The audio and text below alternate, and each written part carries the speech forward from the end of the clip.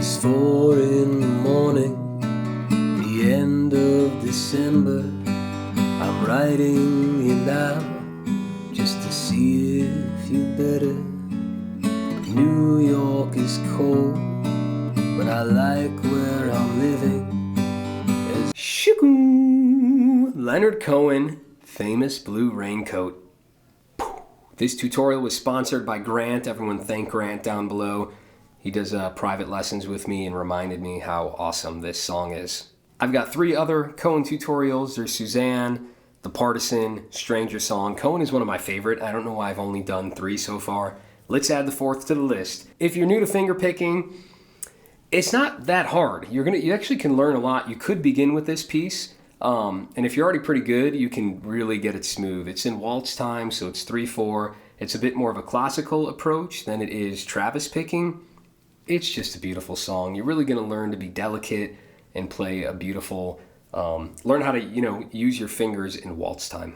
We're going to dive right in. Just note, I tabbed this out myself, use my ear to the best of my ability. I feel like I got it note for note. That tab is free to download at mikesmusicmethod.com. The tabs will be up here during the video, but it's easier to have that PDF downloaded. I'm going to walk you through every measure. At the very end of the video, though, there are timestamps. So as you learn each section, use the timestamps. At the end, I do slow play-alongs or slow run-throughs where you can practice each section, because I know doing the whole 15-minute tutorial, you're going to want to take breaks and make sure you got sections down. And then later in the video as well, a little bit before that, we will talk about singing it. So navigate using the timestamps down below. They're your best buddy. We're going to learn the whole tune. We're going to talk about how to sing it with a chord chart, and then we're going to do it slow. So that's it. I'm Mike. Welcome to Mike's Music Method. My goal here is to be your teacher and help you out. That's it. I got over 200 tutorials, so give me that cute little, rough, rugged hand, and let's do it. Let's learn the song. Quick note on tuning. Cohen loves to down tune, so he's down tuned to D standard, so everything's a whole step down. I keep it in normal tuning just so no one's got to retune, but I highly encourage everyone to explore detuning their guitars, especially if you have a nylon string. I absolutely love the tactile sensation of a really low-tuned guitar. So you won't be able to play with the recording because he's a whole step down.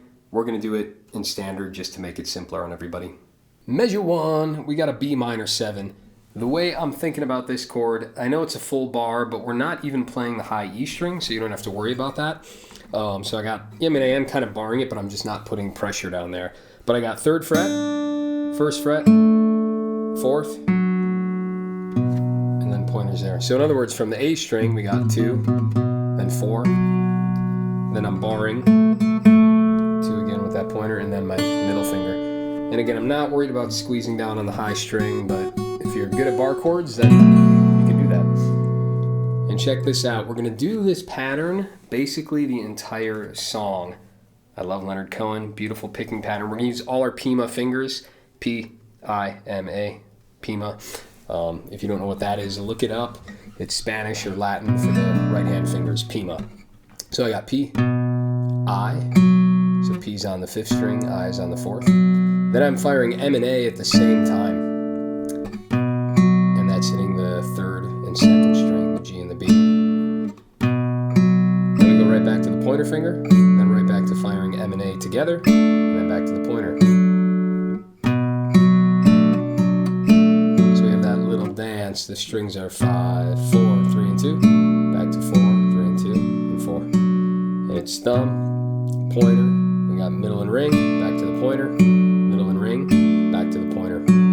If that's new to you, you're going to have to take that slow. It's a very typical kind of like classical finger picking pattern that Cohen loves to do. So spend time on it, go slow. Measure 2 is the same, do the same thing. 3, 4, so measure 1, and 2. Same idea on a G chord, only a slight difference. I'm going 6, then my pointer finger's hitting the 4th string, and these are still on 2 and 3. It's the same pattern.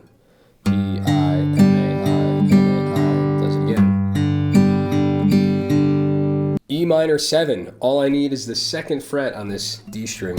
That's it. And you notice we're just going to cruise through the song. It's not that hard. So same exact fingering we did on the G chord. Then measure 7, we have an F sharp minor 7.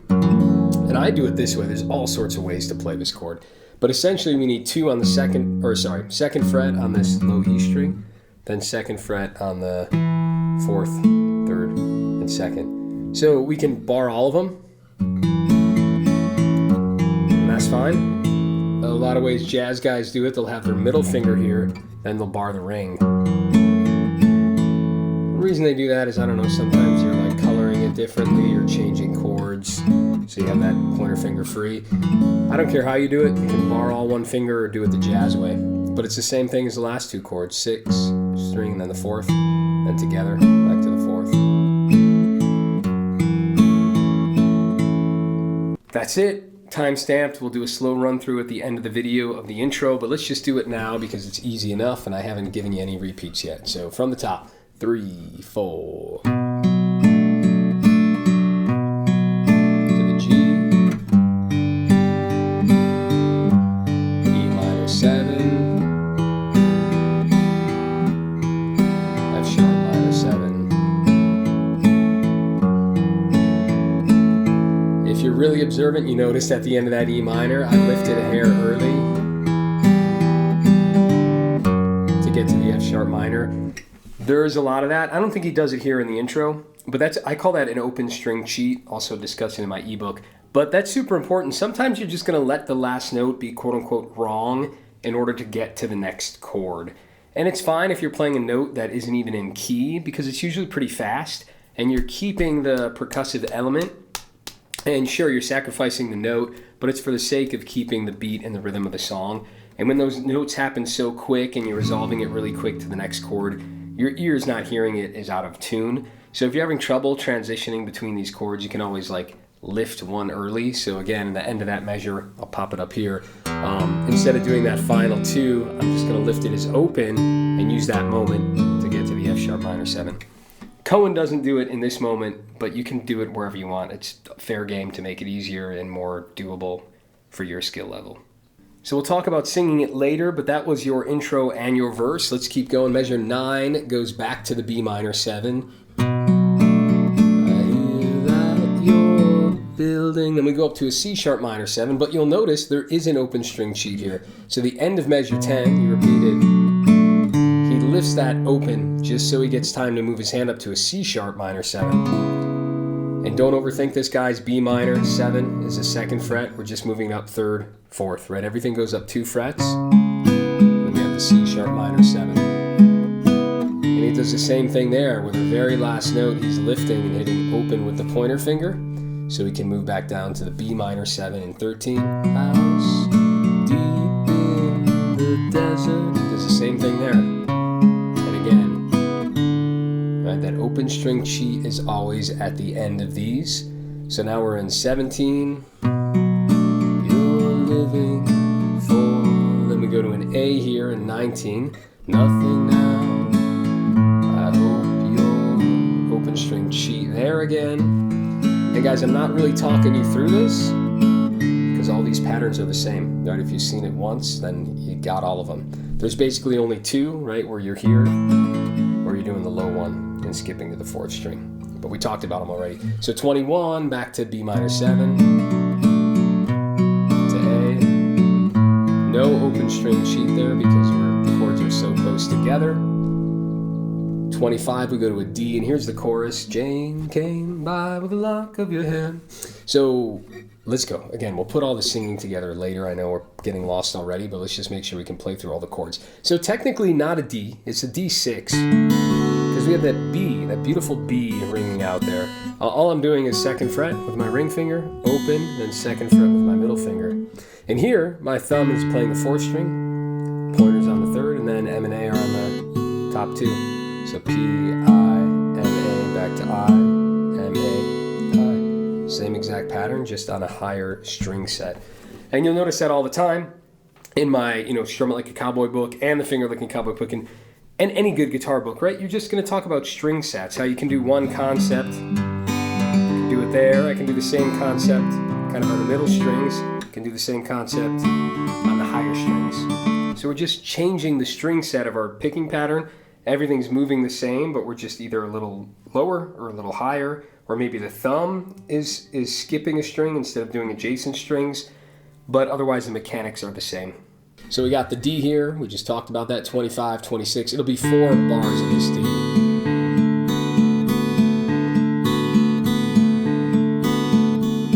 Then in 29, we go to an A chord, but Cohen does this beautiful sus2 chord. Cohen's always playing around with the sus2 and 4 and making it really pretty. Not overdoing it, but he colors it so nicely. I don't know why I don't incorporate more of these chords into my own songwriting.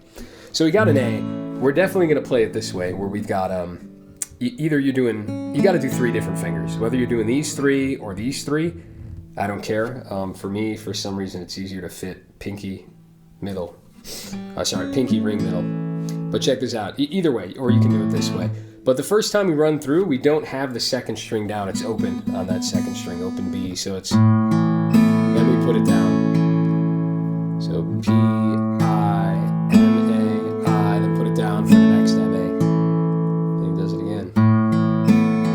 Does it 4 times actually.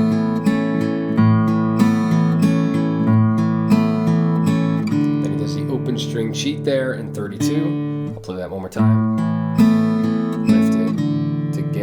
Ready to move to the B minor 7, which is 33, and he does that for 4 bars. And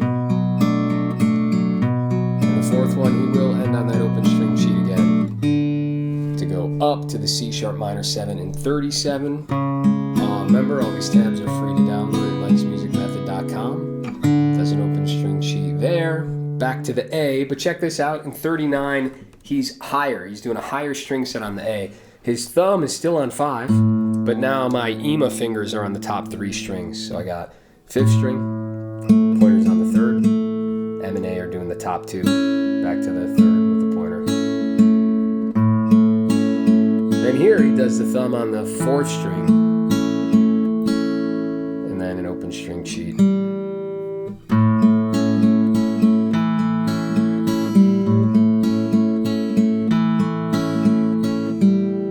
If you're having trouble, down below I will link to the Tarrega guitar studies. These are great to get your fingers working. Don't do too much of them, but they are good at just giving you all these different arpeggio patterns to develop your right hand. But any classical guitar book will do. Aaron Scherer had his volume 1 and 2 are fantastic as well. And of course, yours truly has finger licking, cowboy picking. You could check that book out too. That'll get you up to speed on this stuff. Measure 41, we've got a bar chord. I've got some videos on bar chords if you're struggling, but we're doing a big old G bar chord. He's doing this because we're gonna voice the chord differently in a way that doing it open won't allow you to hit these notes. So we've got 3, 5, 5, and 4 with the middle finger, then I'm barring the next 3. And we've got thumb on the 6th string, and then pointer on that 4th, and then these are on 2 and 3. So same as we saw in that E minor and all sorts of other chords. But then in 42, his thumb hits the 5th string. So just like in the A chord a moment ago, we have that alternating bass from 6, 5, where the A was 5, 4, 6, 5. Then we're on an F sharp minor 7 for the ending.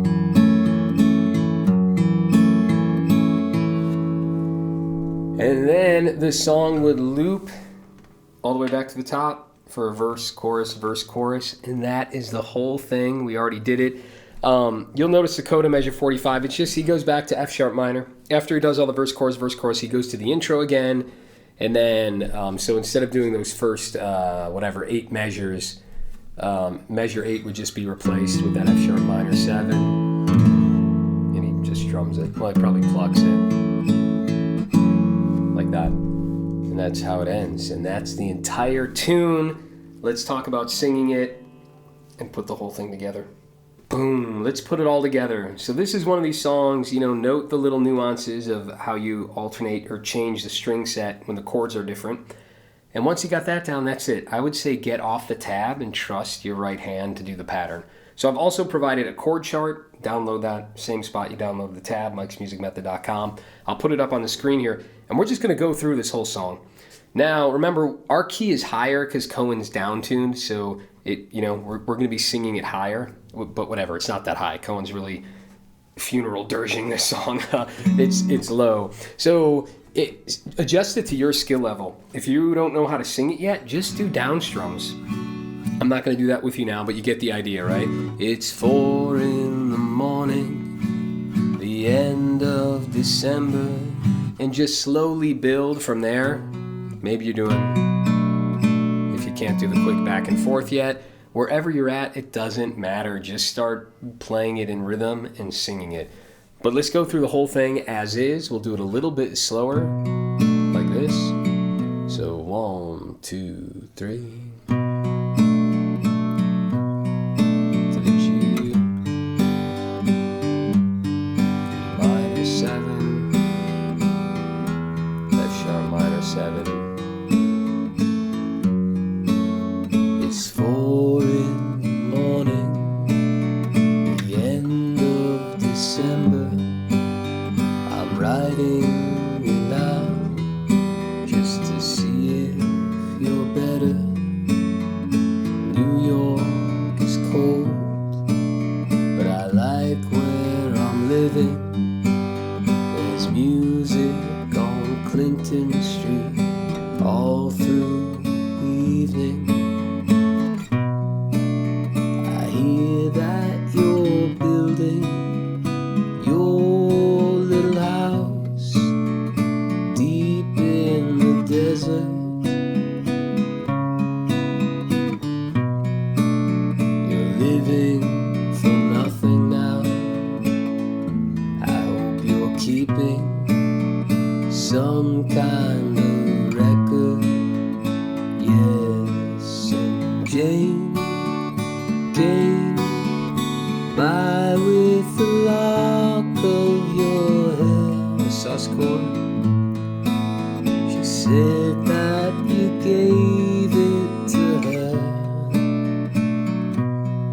the night that you planned to go clear. Sorry.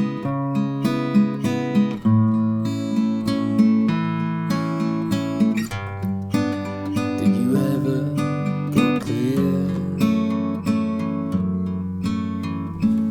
And the whole thing loops. You'll even notice, sometimes I know there was one moment I missed the string set. You get the idea. I botched the pattern. I was thinking 4/4 instead of 3/4 once. That's the basic idea, though. That's the entire song. Go get it. Don't spend too much time on it. You'll end up depressed. Anyways, let's do the slow run-throughs. Well done, y'all.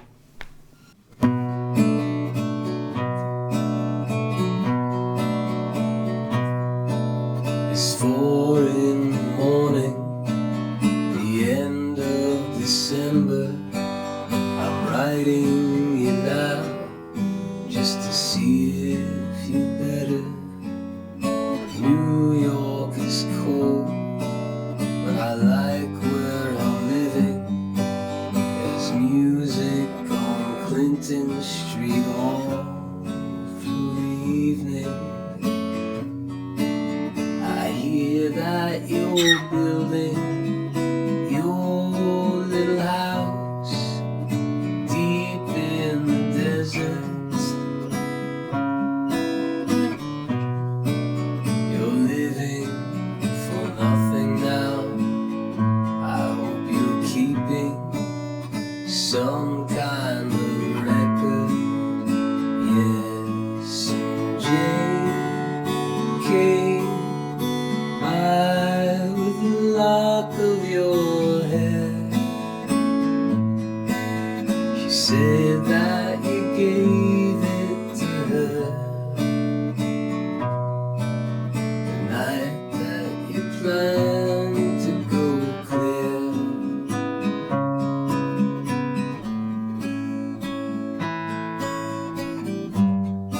Did you ever go clear?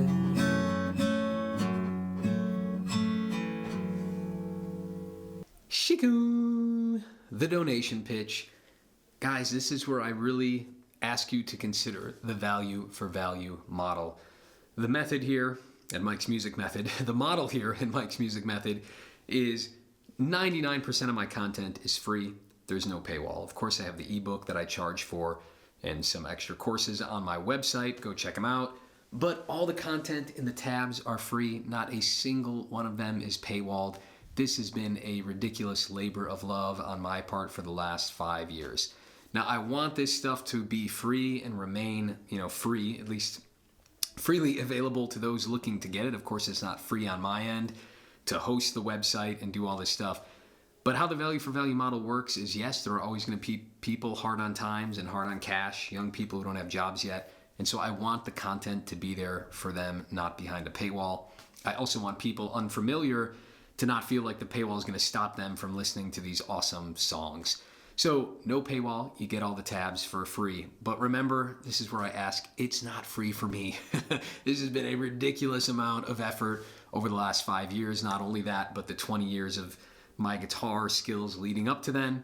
So I feel like I've got a great skill set and I'm bringing you guys a great product. So in return, please consider the value for value model. Maybe that's $20 a month for you, $50 a month, $10 a month, $5 a month. I don't know. That's up to you to decide. That's another beautiful part of the value for value model. And another way to think about it is if you can give $20 a month, that is a way, it's almost a charitable act. Yes, you're giving the money to me, but it ensures that everybody else out there has access to this awesome educational content.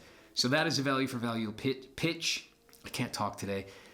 And that's it. Go to my website, mikesmusicmethod.com. There's the donate tab, and that will have all the ways you can support: PayPal, Venmo, snail mail me a check. And of course, to sign up for one of the plans on my website is a really easy way because that will get you access to the tabs. But again, if you're hard on times, you absolutely can't afford it, there's a Freddie Freeloader plan. You still get all the tabs.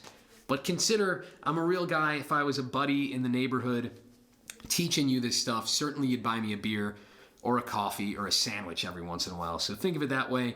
Come on, at least give your buddy Mike, or buy, pretend I was there, we were hanging out, one of my kids ran in the room. Come on, you'd buy my kid a hot chocolate or something. So throw me a few bucks every month. Because these tabs it's a labor of love. I love doing it, but it is a lot of effort on my part. So that's it. Value for value. Onward with the song.